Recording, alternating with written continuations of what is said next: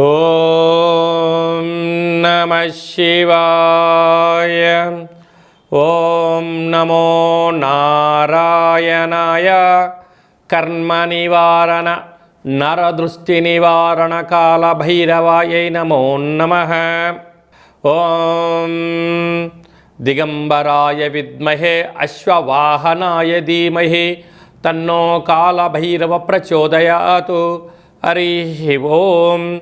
మా ఛానల్కి స్వాగతం. చూస్తున్న వీక్షకులకు ప్రేక్షకులకు ప్రియ కాల భైరవ భగవద్బంధులకి స్వాగతం పలుకుతూ మమ్మల్ని ఎంతగానో ఆదరిస్తూ ఉండబడినటువంటి ప్రియ సోదర సోదరీమణులకు సనాతన ధర్మ సంరక్షకులకు జ్యోతిష్య అభిమానులకు అందరికీ కూడా నూతన ఆంగ్ల సంవత్సర శుభాకాంక్షలు. 1/1/2026 నుండి 15/1/2026 వరకు పుట్టినటువంటి వారందరికీ కూడా ముందస్తుగా జన్మదిన శుభాకాంక్షలు. అలాగనే వీక్షక ప్రేక్షకులకు అందరికీ కూడా మకర సంక్రాంతి, భోగి, కనుమ పండగ శుభాకాంక్షలు. ద్వాదశ రాశుల్లోనే గ్రహ గమనాల్ని ఒకసారి వీక్షింపచేద్దాం. మిథున రాశిలో దేవగురు బృహస్పతి సంచార స్థితి, సింహరాశిలో కేతు సంచార స్థితి, ధనుసు రాశిలో చతుర్గ్రహ సంచార స్థితి, రవి, కుజ, బుధ, శుక్ర సంచార స్థితి, కుంభరాశిలో రాహు సంచార స్థితి, మీనరాశిలో శని సంచార స్థితిలో ద్వాదశ రాశుల్లో గ్రహ గమనాలు ఈ విధంగా ఉన్నాయి. వృశ్చిక రాశి వారికి ఆంగ్ల సంవత్సర ప్రారంభకాల సమయంలోనే ధనవాకు కుటుంబ స్థానంలో చతుర్గ్రహ సంచార స్థితి, అర్ధాష్టమ రాహు, అష్టమ గురు సంచార స్థితి. గ్రహాలు అనుకూలంగా లేనప్పుడు గ్రహాలతో ఆశీర్వచనం పొంది ఐశ్వర్యం, ఆనందం ఎలా పొందాలో ఈ వీడియోలో సవివరంగా సంపూర్ణంగా తెలుసుకుందాం. వృశ్చిక రాశిలో ఏ నక్షత్రాలు వస్తాయి అనగా విశాఖ నక్షత్రంలోని చివరి పదం 4వ పాదము, అనురాధ నక్షత్రంలోని 4 పాదాలు, జ్యేష్ఠ నక్షత్రంలో 4 పాదాలు కలిపితే వృశ్చిక రాశి. రాశాధిపతి కుజ భగవానుడు.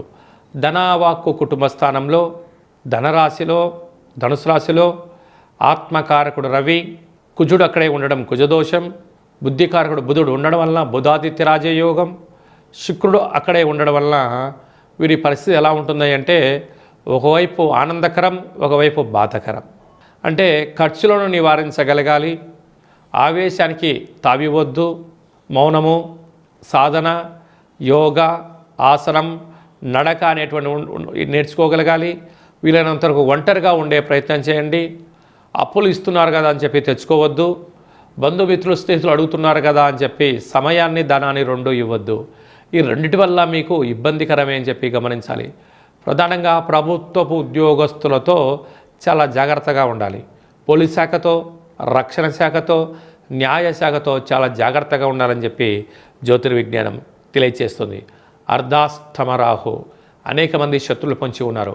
ఇది అసలే శీతాకాలం అవడం వలన ఆరోగ్యాన్ని కాపాడుకోవాలి. లేకపోతే చర్మ వ్యాధులు, సైనసిస్ సమస్యలు, లంగ్స్లో ఇబ్బంది వచ్చడం, దీనికి చాలా ఇబ్బందికరం అయ్యే పరిస్థితి ఉంటుంది.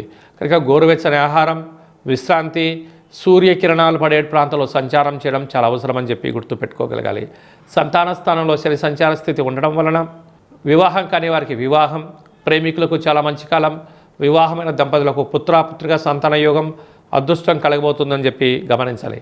అష్టమంలో గురు సంచార స్థితి ఉండడం వల్ల నిత్యం ఏదో ఆందోళన, అగ్నిభయం, చోరభయం, అప్రమత్తత, లేకపోతే బ్యాంకు లావాదేవీలు, ఓటీపీలలో ఎంతో జాగ్రత్తగా ఉండాలని చెప్పి జ్యోతిర్విజ్ఞానం తెలియచేస్తుంది.